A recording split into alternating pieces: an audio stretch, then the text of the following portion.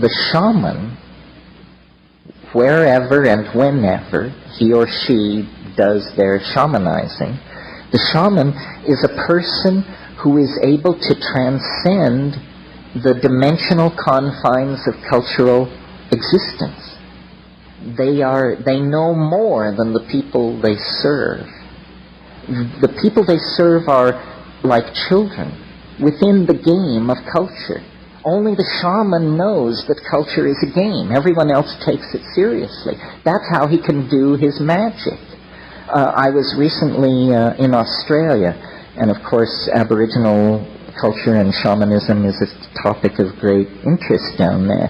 And I learned, maybe some of you already knew this, that the term for shaman among English-speaking Aboriginals, of whom there are many, some who have spoken it for several hundred years, or over 100 years anyway, the term for shaman is simply clever fella.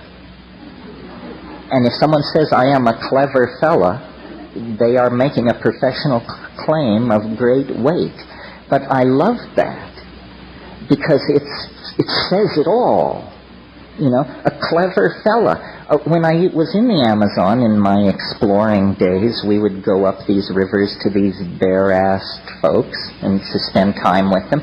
And the people would want to, touch the outboard motors and look at your camera equipment and the butterfly nets and gather around, open-faced, totally innocent. You could always tell the shaman, because first of all, he usually didn't come out to see who was there, even though no one ever came. Even though these people had visitors once every 6 months, the guy who wouldn't come out of his hut for the only event in 6 months was inevitably the shaman.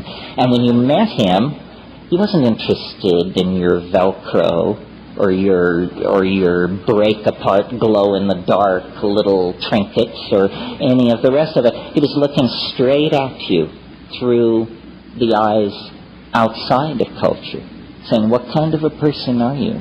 Are you a fool or are you a clever fella? What is your measure? How much of the situation do you understand? How many levels are you simultaneously aware of at this moment?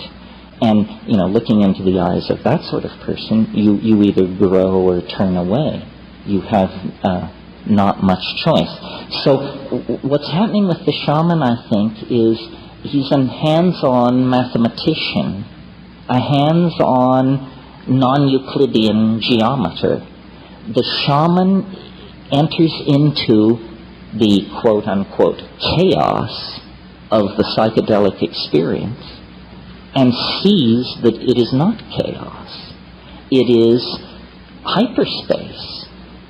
And in it, the adumbrations of the trees of possibility can be followed.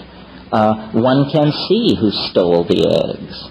One can see who cuckolded the chief's nephew.